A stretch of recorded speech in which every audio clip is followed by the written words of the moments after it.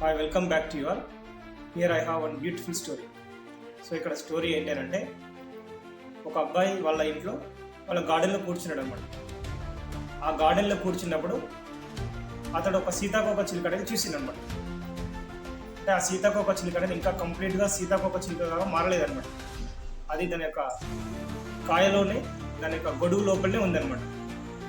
అది గొడుగు లోపల నుంచి కాయలో నుంచి అది బయటికి రావాలని ప్రయత్నం అనేది చేస్తుంది అనమాట. ఆ సీతాకోక చిలుక అది బయటికి వచ్చి ఎగరాలని ప్రయత్నం అనేది చేస్తుంది.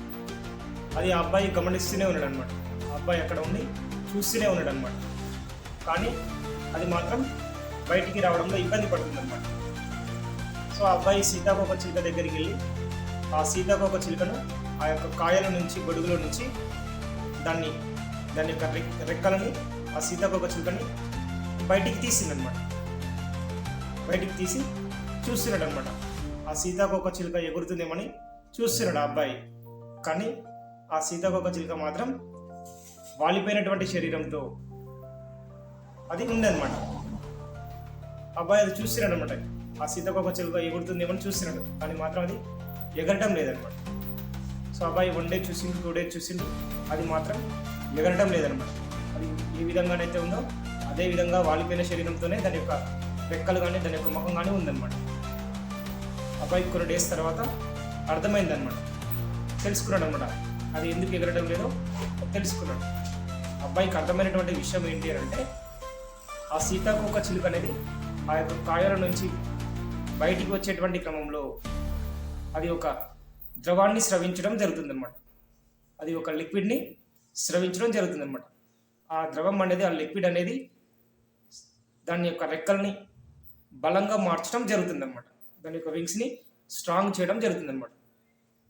కానీ అది జరగకుండానే ఇక్కడ ఏమైంది, ఆ అబ్బాయి తన యొక్క చేతుల ద్వారా ఆ సీతాకోక చిలుకని వాటి యొక్క కాయల నుంచి బయటికి తీసిందనమాట.